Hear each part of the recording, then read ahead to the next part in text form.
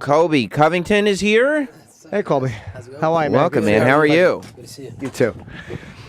Yeah, what do you think? I don't mind him being on the main card. I kind of get why CM Punk, they put him and Mike Jackson on the main card. Yeah, there's some that think that are annoyed that CM Punk is on the main card because it was pushing other guys Alistair off the main Curtis card. Blades, yeah. I guess you got to look at it in terms of, are you looking at it like a business, or are you looking at it like strictly who deserves to be where based on numbers, right? Yeah, do you think that's what do you think that is that a good business move, or is that one of those things that they shouldn't have done? Yeah, I definitely think it was a good business move. CM Punk is a proven draw. He from pro wrestling, he sells pay-per-views, so it's definitely going to boost up the pay-per-view numbers. So it's interesting, though, because Conor McGregor's a proven draw, too, but didn't you say he was like a coked-out leprechaun or something like that? Yeah, but just because I'm saying that he's a coked-up little leprechaun doesn't mean that he's not a draw. He's still a draw, and hopefully I can get that fight down the line. My favorite part of that, by the way, is how you corrected him and you put in little. You put in little leprechaun. You've kind of, you seem to, you do talk a lot of shit about other fighters, and you seem pretty comfortable doing it. Did you always do that, or was it one of those things that it's just started to feel good once you did it? It's always been something I grew up doing. I've always been confident and just, spoke my mind. I speak what a lot of the people want to say, but they can't say, so I'm just a voice for the people. How much of it is just kind of selling the fight? Because there's a business element of promoting the fight, and how much of it is I really don't like this guy, or I don't like Brazilians, or whatever? Yeah, it's a little bit of both. If you do something stupid like miss weight or just do something stupid, I'm definitely going to call you out on it and call a spade. But the other stuff, yeah, it's a lot of promoting. If people, they want to take one side or another, they want to hate me, they're going to tune in, they want to see me lose. Yeah, because you call people out for not making weight, even though you're not going to fight them. You've called people out that there is no physical possibility that you're going to have a fight with them. You're not fighting Mackenzie Dern. Yeah, exactly. What did he do for Mackenzie Dern? It was a very unkind comment about. She missed weight, I think, by 8 pounds or something. It was a huge. It was almost like she went up to another weight class. But it was very unkind, I think. What did you do? Miss Piggy picture. I just called her Miss Piggy. I had her transforming from Miss Piggy to her face. So I see. Fans love that. Yeah, I could see where she wouldn't have probably been in favor of it. Yeah, no, I know she was pretty pissed off about it. I'm pretty sure she blocked me on all social media outlets. Oh, that's too bad. You don't get any shit from the UFC for that. They don't care. Nah, they don't care, man. This is the fight business, man. This isn't the feelings business. We're going in a steel cage, getting locked in there, trying to take each other's brain cells. So a couple words, that's not going to hurt a UFC fighter. Do you think is part of it too? Because it seems like when you watch Conor when he fought Jose Aldo, he was so angry at Conor, he just ran in and threw a punch and got knocked out. Is there a part of that too, where you want to upset people so much that they don't fight the way they're supposed to fight? Yeah, there's definitely an element to getting under someone's skin before the fight, and Conor was the best at doing that. He got guys so hyped up and so mad they would come out just throwing their game plans out the window. So there's definitely an element to that I love, and guys are going to really wear themselves out trying to kill me in there. What started the dislike of Brazil, or calling Brazilians filthy animals? Did something happen that did that, or was that just one of those things in the Is cage? that something that Kobe did? Is that a direct quote? Yeah, it's a pretty direct quote. It was but you said it in Brazil. You're filthy animals. You suck. I mean, you didn't say it from here. You said it right there. Yeah, just the way the way they treat people, man. All the fighters that have went in there in the past, I've taken note of this throughout my career, and they call people you will die when you walk to the octagon. You vai more. And when I was walking to the octagon, they were throwing stuff at me, like trying to grab my American flag, and I'm all about our system, man. Land of the free, home of the brave. So you mess with the American flag, that I'm really gonna have some words for you. So they want to give me banter, saying I'm gonna die. I'm gonna give them some banter too. Do you really dislike Brazil? No, I love Brazilian women, man. Brazilian women. Yeah, I've gone to Rio deal. a couple of times too. It was probably a different, more expensive venture for me than it is for you. You think so? Yeah. Yeah, but it was fun. You had to buy more than drinks for girls? Okay. Yeah, I did. Got that. Yeah. Got that. Now, do the Brazilian women, though, when you're trying to talk to them, are they ever like, well, you called the people in our country filthy animals? Is that something that you have to get past, or do they not care? No, they don't care. They know. don't care. They know I'm the king of Brazil, man. That's all the women are romanticizing about me, and all the people are putting their firstborns that named after me. So They're naming a lot of people after you in Brazil? Yeah, man. They're naming their firstborns after me. Chaos, the king of Brazil. Wow, I didn't know. Yeah, Did you want to fight there? Because you're fighting Dos Anjos in Chicago. It's the co-main event. Yoel Romero and Robert Whitaker is the main event. It's an amazing card. The Chicago card is fucking phenomenal. Did you want to fight in on the Rio card originally? Yeah, I was begging to fight Rio. I really wanted to go back to Rio. I wanted to give Brazil the show that they deserve. So I begged to go back there, but the powers that be they didn't want this glorious moment to happen on Brazilian soil. They wanted it to happen on U.S. soil. So I'm fine with having title fights and champagne on U.S. soil. Were they worried about what might happen if you went down there? I mean, there's only so much you can cover somebody in an event with 15,000 people. I think they might have been worried, but I don't know. I think the security guards were more worried about what was going to happen to them having bullet flies at me. But I'm not afraid of anything. I'm not afraid of death. I'm not scared to have bullets coming my way. So it didn't matter to me. What do you do when you're in Brazil? Like, what do you do socially? Like, 'cause I wouldn't imagine you could leave the hotel because, especially the men in Brazil, if you're calling them pieces of garbage and then having sex with their women, and then they're also naming their children after you. I'd be so pissed if I was a guy in Brazil, and I'd probably want to hurt you. Yeah, and there's a lot of them, That's true. I mean, fight week, you don't really do much anyways. You stay in the hotel, you do media, you cut weight, so there's not much stuff you do out in Brazil. But, in South Florida, there's a lot of Brazilians on the beaches, and I could definitely see the anger in their eyes, but they know those filthy animals can't touch me. I see. And what happened when Verdum approached you? I think that was Australia, right? Where he... Yeah. I mean, Fabricio's a very big guy. What was going through your mind when he's coming up to you and it was legit and he was angry? Well, he caught me off guard. I was getting ready to go promote his show. I was going to go to Fox Sports Australia, and I'm sitting down looking at my phone, typing some shit to Tyrone Woodley. And then all of a sudden, out of the corner of my eye, I just get like hit in the side of the face, and I look back. I'm like, what's going on? And Fabricio Werdum's walking at me with his coach Rafael Cordero. I'm like, what are you doing, man? Like, you're a heavyweight. You got to fight this weekend. Why are you messing with me? Oh, you call Brazil a dump. Oh, you said filthy animals. I'm gonna kill you. And then he pulls out like a boomerang and throws the boomerang at me, and I'm just like, dude, you just proved everything I said right, that you are a filthy animal, that you're going to condone yourself like this. We're professional fighters. You get paid to fight in a cage. You don't get paid to fight in the streets, so stop acting like a criminal. Is there a part of it, though, where, like, okay, like when Cyborg, I forget who Cyborg slapped in the face, is there a thing, like, when you're saying stuff to a guy who's out of your weight class, like, you're not going to fight him, so what is he supposed to, like, how is he supposed to handle that? I never said anything about Fabricio. No, but you know what I'm saying, like with Usman, Kamaru Usman. Yeah, any guys that I'm saying about, or girls, if they're saying something about it, I got 24-hour security on me now. So Dan Lambert, my manager's got all the money in the world. So, it is what it is. They're going to have their feelings hurt. This isn't the feelings business, and I'm not here to make friends. I'm here to make money. When you were backstage and what started it with you and Usman? No comment. I don't have anything to say about that scrub. Oh, you don't want to talk about... Well, you just call him a scrub, so that is one... Okay. You did say one thing about him. I mean, he's not on my level. I'm on to bigger and better things. I got a paycheck with extra zeros at the end. I got bigger things to focus on, bigger fish to fry. Are you surprised when a guy like that confronts you backstage? Like, this isn't a show where this is real life? Yeah. Yeah, it was completely fake. He told his friend, hey, man, turn on the camera real quick. Let's get some footage of you talking shit at Colby Covington. And he's talking to me when he knows that the biggest thing just happened the night before with Conor McGregor. So all that bus trolley stuff. So UFC is already on high alert. They're like, okay, Colby, nothing can happen. Like, don't let anything happen. So he knows nothing's going to happen backstage. Like, we're professional fighters. So he knows he's got the green light just to kind of like, promote himself and get his name out there. And good for the little kid, He's a maniac in bed sheets that night. So you weren't. It wasn't like you were uncomfortable with what he was saying or afraid. You just were like you didn't want to be involved. Yeah, I was just laughing. I'm like, dude, yeah, okay, you're here to promote your fight, and you're over here trying to yell at me and scream and talk about me. I don't give a shit about you, kid. Like, I got bigger things to do, Junior. There is something too with it raises your profile because in the last year, I mean, since that happened in Brazil, I mean, you're fighting for an interim belt now. Like, not that you don't deserve it. I mean, you're 13-1, but still, your name is a lot more people know your name now than they did a year ago. Yeah, right now I'm the hottest name in the game. You can't deny that. I'm in the headlines every week. I'm a money printing machine.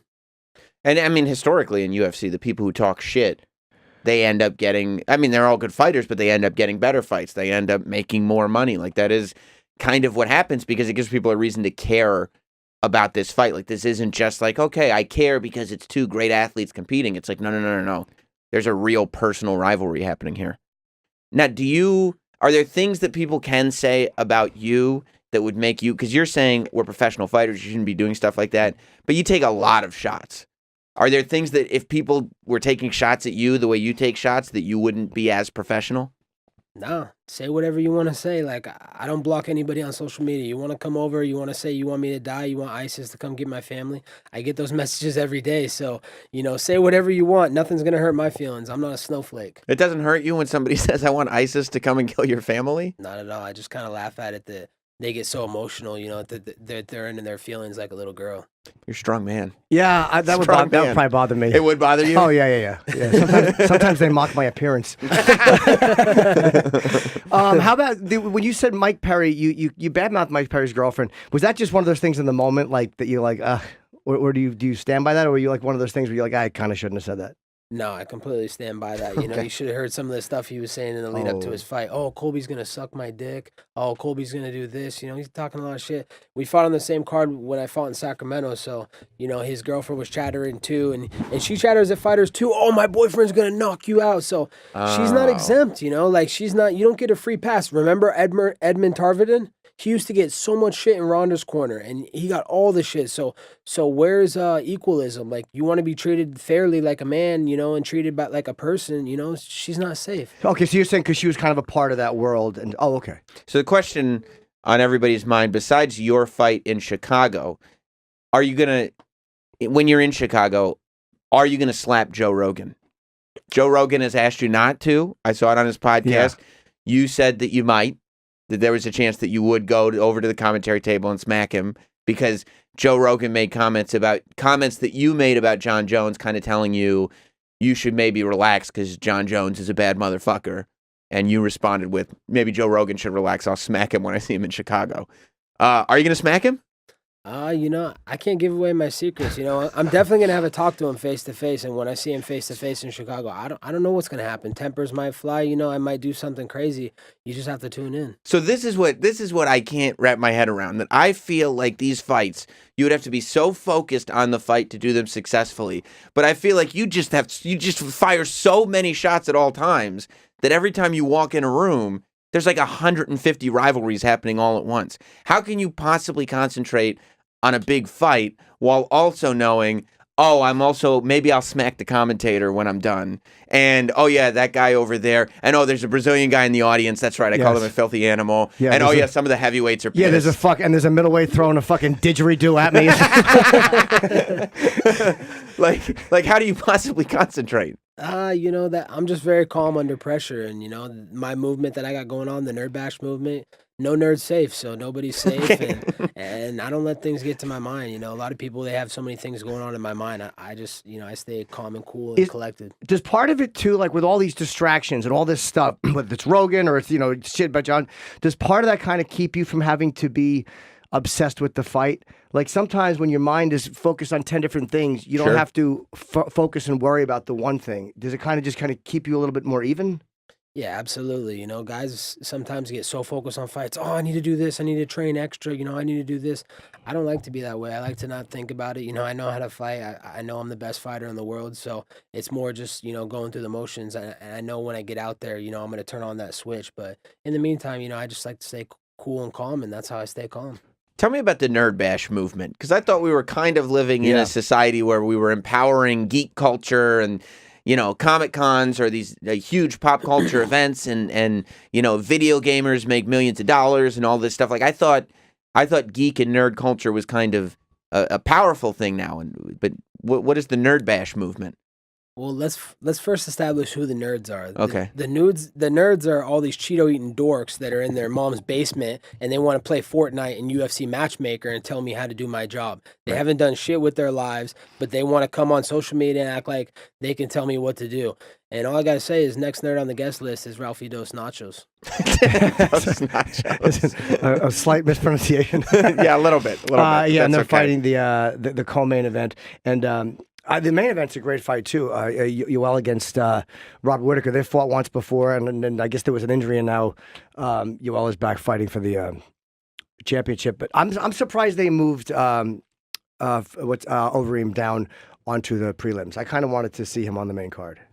Yeah, I agree. He's a legend in the game. They kind of did him dirty. I don't know why they put Holly Holm up there. She doesn't sell. She's not going to talk to sell the fight, so it doesn't really make sense to put her up there. What did you think about Wonderboy Till? I thought Wonderboy won that fight.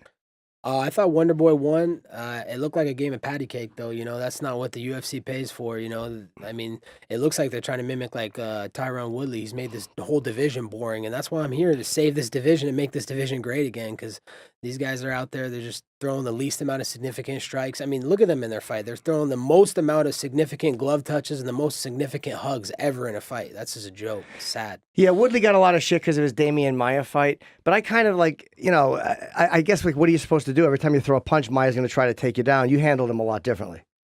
Yeah, I handled him completely different. I left him in a pool of blood in 3 rounds. I doubled the significant strike total in 3 rounds versus his 5 rounds. So there's a way you can fight him. That's just excuses if you say you need to fight him because he's a specialist. You're a wrestler. You should just stuff his takedowns in and pound him out. Do you feel like are you a sportsman after your fights? Do you think like after this fight, should you win, you'll approach your opponent, handshake, hug, good battle, it's over?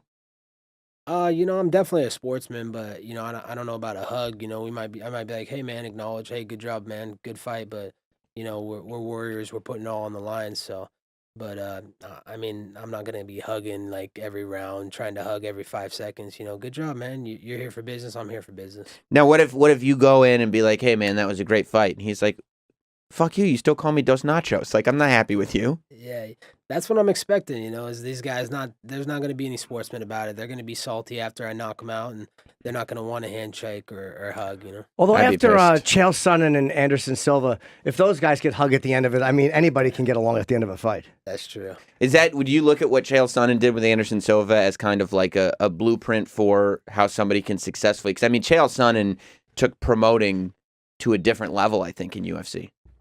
Yeah, Chael's one of my boys. We grew up in Oregon together. I used to train with him, so I've definitely gotten some pointers and tips from the American Oregon gangster. Chael could get under people's skin like Whoa. almost nobody in history. Yeah. But didn't he fuck up with the flag? Like he did something with the Brazilian flag that he actually had to go, all right, sorry. Like I think he stepped on the flag or something. And Like that you was went one step too far. Yeah, and it's in the spirit of promoting, but then he had to go like, all right, I shouldn't have done Is it. there anything you've done that you're like, that was one step too far?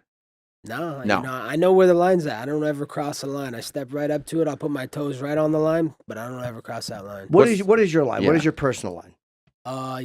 There's not really a line for me. I do whatever I want, say what I want. I know there's some barriers you just don't cross. You don't talk about religion. You don't talk about race, and those are lines I'll never cross. But I mean, you'll talk about nationality. Yeah. Yeah, nationality is different, man. Oh, Nationality is okay. not race, man. You really do If you walk can, right if you up to that conduct line. yourself like a filthy animal and you're screaming at people, throwing stuff at people, acting like that, then don't expect for me not to say something back to you if you're saying stuff like that to me. Right, yeah, but I guess it would probably make less people upset if you said the people in this audience are filthy animals versus the people of Brazil are filthy animals. See, that's the thing, though. You're not a filthy animal unless you're accepting that you're a filthy animal. So it's all about how you take it. I see. So it's not just because you say it doesn't mean it's Yeah, true. Exactly. It doesn't You make it just- so, and if you're not a filthy animal, you should know you're not a filthy animal. Yeah, Right. exactly. But in your experience, the people that are like, how dare you say that about me, have conducted themselves like, as you said, filthy animals. yeah. Okay. How do your Brazilian teammates or people you train with, how do they respond to it? Like, have you had to talk to them and go, look, this is just what it is. I'm out promoting a fight, or has there been like any problems behind the scenes with people that you normally would have gotten along with? Yeah, the guys at the gym, they really took it personal. I kind of got cut off from the Brazilians and American top team in the gym, and they don't train with me anymore. So.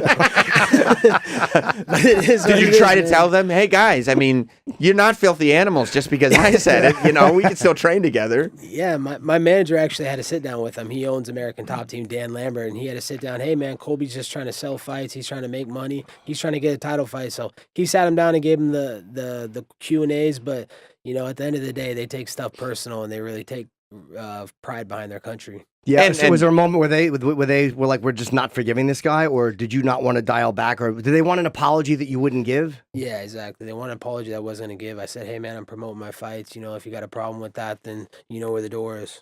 You didn't care. You didn't care. And how about Jon Jones, too? Yeah. Now, how did you know Jon coming up? Me and John lived together 2 years in Iowa Central and community college together. So when you say live together, you don't mean in the same dorm, or In the same dorm, in the same bedroom. We shared the same room. okay? So you were roommates. Okay. Roommates, yeah. Because sometimes people are like, yeah, I know him from school, and they just went to school together. Yeah. And did you guys get along then? Yeah, we were like best friends when we first met each other. What So- happened? Yeah. He just started doing steroids and he just freaking always had roid rage. He'd come home, he'd yell at me, "Oh, what the fuck are you doing, Colby? Do the dishes." And he would just like literally freak out. Like I would see this roid rage in his eyes and I would just be like, "Dude, what's your deal, man?" Because he was trying to go from what he was wrestling at 197. He was a national champ in junior college and he was trying to beef up and go to heavyweight. So he thought he had to do a cycle of roids and I just lost a lot of respect for him. He started partying a lot, doing ecstasy, doing all these drugs, and the rest was history. So he's been doing steroids for a long time?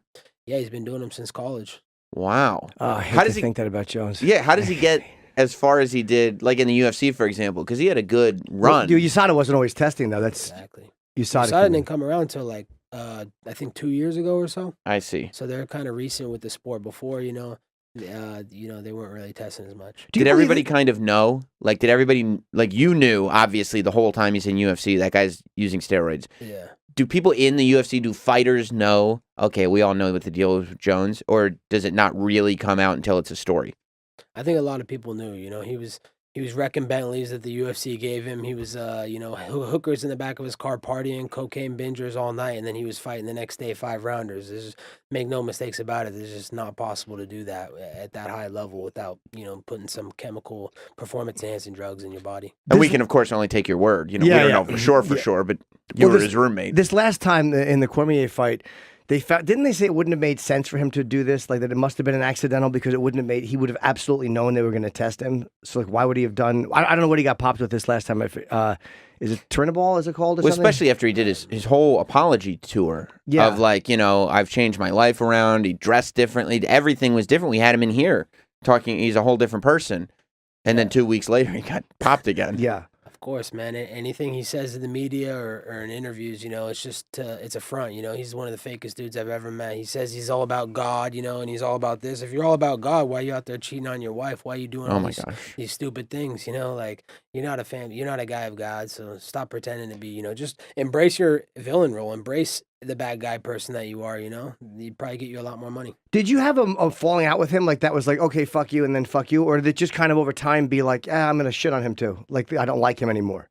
Yeah, we had a pretty big falling out when I left junior college. He just, he lost his cool one day and I just wasn't cool with that. I was like, dude, you don't treat me like that. You don't treat anybody like that, especially a friend, that my mom used to come and cook you meals. She'd fly you out to Oregon. Like, she would do like favors for him. And like, my family took him in like a family member of his own. And the way he treated me is not cool. But, he was partying a lot. So, he just wasn't the same person, Do you think he's going to come back? I don't know, man. He got his second USADA steroid violation. He's going to be out a couple years. They're making excuses, trying to get him back. He might come back. Who knows? I don't know. But that's why I'm here to save the UFC and replace him and all the other big fighters. Who else who are you really close to? I'm really close to my best friend is Jorge Masvidal. One of my best friends, man. We went through a lot together. We train every day together, man. We grind. We're grind brothers. And how did he feel about what's been going on? Did he not care? Yeah, he doesn't. About what? Just all the controversy. Well, yeah, I guess that's a big question. That's right? true. About which one specifically? Yeah, it was kind of funny because he's managed by the same guy as Jon Jones, Malky Kawa. So, I know Malky's in his ear, but trying to tell him, oh, you shouldn't be friends with him. That guy's just going to bring you down. But, he knows what type of person I am. Is it hard to get in your head? Because I noticed that like when Conor fought Nate Diaz is a hard guy to get in his head. He's not a guy that can be psyched out by shit talking him. He doesn't really care. So he seemed to fare a lot better against McGregor because he wasn't psyched out going in. So for you, is it harder to get into your head? I mean, I'm sure it's not impossible, but it's difficult. No, it's impossible, it is. Man. I don't have emotions. I don't have feelings. I shut those off after college. So, that's probably why I don't have a girlfriend. I don't care for girls. I got a different girl in my room each day of the week. So you're saying you're not a very good faithful boyfriend? Right? No, I'm very faithful. I'm an honest guy, man. I'm faithful. If I'm in a relationship, I'm in a relationship. But I'm single, man, so I'm going to play the field and do what I want. And a lot of the women are Brazilian? I would say 75% of the women are Brazilian. Yeah, wow. A lot of Colombians, a lot of Spanish, Venezuelan. Right. I like the girls that are thicker, big asses, big legs, big fat booties. And every day? Every day. It seems like a lot. Girl. It is a lot, but, I'm doing a 5-round title fight, so I got to have my cardio up. Right. Do you practice safe sex? Of course, man. Okay. I'm not. That's the first thing you've said that I object to. Yeah. The first thing that offended me so far was condom mentioning. Yeah, Jim, did you take that for granted that was being practiced? No, I was hoping no, it wasn't. I'm like, come on. I mean, I guess we fight our own ways. You know, you do it in the cage, and I do it every time a test comes up. So yeah, how long before a fight will you not have sex? Because fighters have different things about that. Some guys will fuck the night before, and some guys are like for 3 months they won't do it. Yeah, I'm an everyday type dude. It doesn't matter to me. I don't tone it back, man. I don't hold back for nobody. So So you'll have sex with a stranger the day before a fight? yeah, for sure. I always have one night stands before my fights. Okay, that's part of your conditioning. Yeah, Okay. I got to get that extra testosterone pump, get my cardio work, lose off those last couple pounds before weigh-ins. So Yeah. it helps me out. So you don't regret any of this. Obviously, you're very comfortable in the kind of the role you have and what's been. Not I didn't say the role you have, Well, but just in how you're perceived. You're How can you regret if you don't have Sure. any emotions? Yeah, I don't have no regrets, man. I'm who I am. What shut your emotions off? Like, because you say it seems like there was some kind of a switch. So what shut them off? I think just wrestling, not getting what I dreamed of and wanted my whole life. I wanted to be an NCAA wrestling champ, Division I.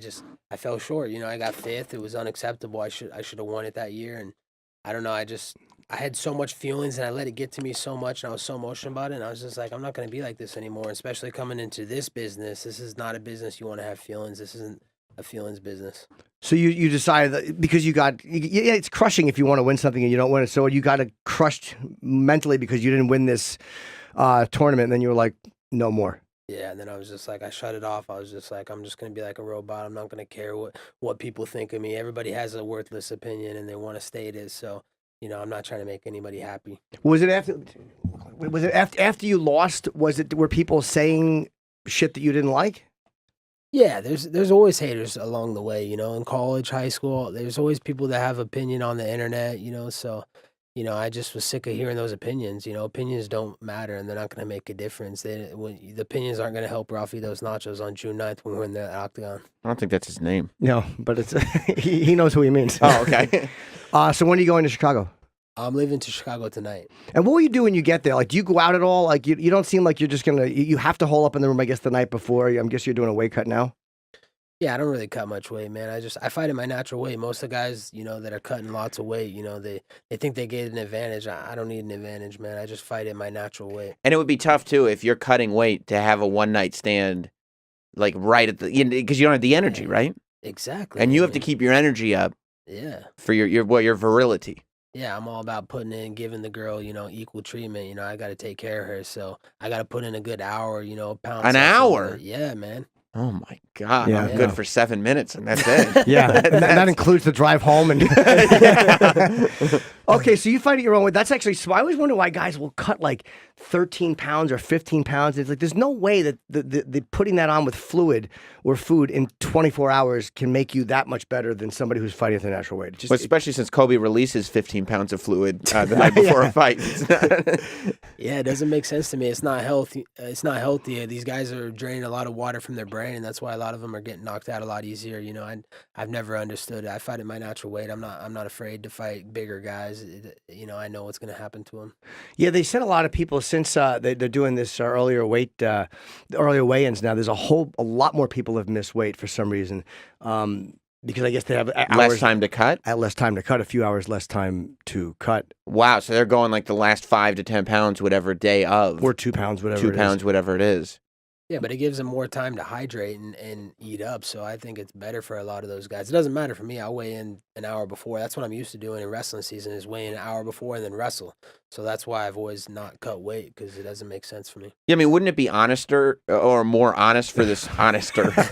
Wouldn't it be more honest for the sport if the weigh-ins were way closer to the fight? Well, they are. I mean, they are pretty close the day before. No, but I mean, like what wrestling is, where you go in an hour before the fight and weigh in, so it's your true weight before you're in. I guess they don't want to cancel fights. It's money. Yeah. You can't be canceling fights right before. Too much money. And you want a guy the day of the fight to be able to eat what he wants. If you wake up, you don't want to have to cut weight, 3 hours before you go in it, because I think guys will get really hurt doing that. Yeah, but it would also force guys to have to fight at their natural weight. They Right. wouldn't be cutting so much weight. Guys like Khabib would have to fight 170. Guys, that are big for the weight class would have to go up a weight class. It'd force them to fight their natural weight. Maybe that's the steps they need to do to make this safer. Yeah, and before we wrap up, you've talked about going up or going down in weight. I mean, obviously this fight you're fighting, you're not going to worry about the next one. But who would you want at lightweight if you had to take somebody, or who would you want at middleweight? I'm definitely looking at Khabib and Conor. Both those guys pique my interest. I think those guys, Conor's fought at 170 against Nate Diaz, so he's proven he wants to go up in weight. I can meet them at catch weight, so I could probably make 55, and then obviously I want to go after the number one guy at 85, Whitaker. I think he's a pretty good matchup for me. He got knocked out by Choir Boy, Wonder Boy, so if he's getting melted by him, I'm sure I can melt him. So we're not on great terms with Jon Jones. Maybe we're gonna slap Joe Rogan. Not on great terms, specifically with the men of Brazil. Kamaru Usman, not good. Not good with Usman because he said he wasn't going to say anything, but then he called him a Verdum. scrub. And yeah, Verdum is not great right now. And also, you added the word nachos to the name of your opponent for this Saturday. Yeah. So what I'm trying to say is people should probably tune into the pay-per-view UFC 225 in Chicago this Saturday. It's going to be a show. It's going to be a show. It's going to be a spectacle. That's what everybody's paying top dollar for me. I'm the bad guy. I'm the super villain, but this is real life. Super villains and bad guys win in real life. We'll see if the nerd bash movement continues.